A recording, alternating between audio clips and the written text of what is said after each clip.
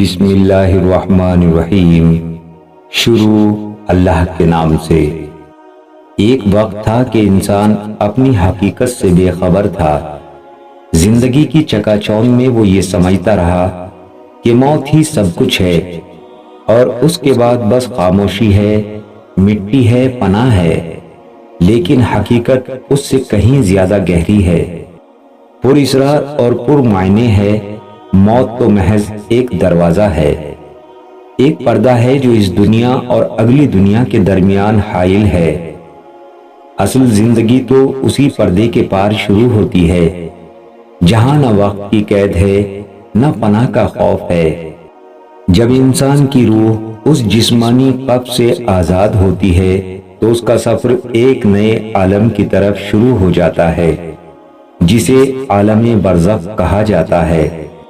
برزخ یعنی پردہ، یہ وہ دنیا ہے جہاں ہر روح کو اس کے اعمال کے مطابق مقام ملتا ہے۔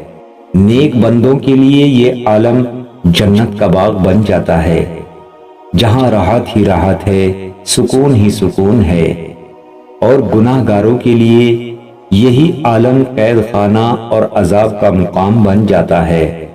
روایتوں میں آتا ہے کہ جب انسان کو قبر میں اتارا جاتا ہے، اس کی روح کو دوبارہ جسم میں لوٹایا جاتا ہے۔ پھر دو فرشتے آتے ہیں، ان کی ہیبت ناک صورتیں، نیلی آنکھیں اور سیاہ رنگ، جنہیں منکر نکیر کہتے ہیں، قبر کے اندھیرے میں ایک عجیب منظر پیش کرتے ہیں۔ وہ سوال کرتے ہیں، تیرا رب کون ہے؟ تیرا دین کیا ہے؟ تیرا نبی کون ہے؟ ایمان والے سچائی سے جواب دیتے ہیں، میرا رب تو اللہ ہے، میرا دین اسلام ہے اور میرے نبی محمد صلی اللہ علیہ وسلم ہیں۔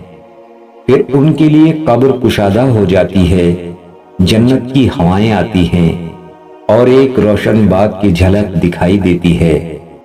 مگر جنہوں نے دنیا میں رب کی نافرمانی کی، ان کے لیے قبر تنگ ہو جاتی ہے۔ عذاب کے فرشتے آتے ہیں اور ان پر سختی کی جاتی ہے۔ ان کی روحیں سجین میں قید کر دی جاتی ہیں، جہاں اندھیرا ہی اندھیرا، خوف ہی خوف ہے۔ نیک لوگوں کی روحیں علین میں پہنچتی ہیں، جہاں انبیاء، صحابہ اور صالحین کی صحبت نصیب ہوتی ہے۔ وہاں سب ایک دوسرے کو پہچانتے ہیں، باتیں کرتے ہیں، دنیا کی یاد تازہ کرتے ہیں۔ جب کوئی نئی روح آتی ہے تو پرانی روحیں اس سے اپنے پیاروں کا حال پوچھتی ہیں۔ اگر کوئی عزیز وہاں نہ پہنچا ہو تو سمجھا جاتا ہے کہ وہ ابھی تک نجات یافتہ نہیں ہوا۔ برزخ کی دنیا خواب کی طرح ہے، جیسے نیند میں انسان خواب دیکھتا ہے، محسوس کرتا ہے، کبھی خوشی، کبھی غم، کبھی راحت، کبھی تکلیف، ویسے ہی برزخ میں روح اپنے اعمال کے مطابق راحت یا عذاب محسوس کرتی ہے۔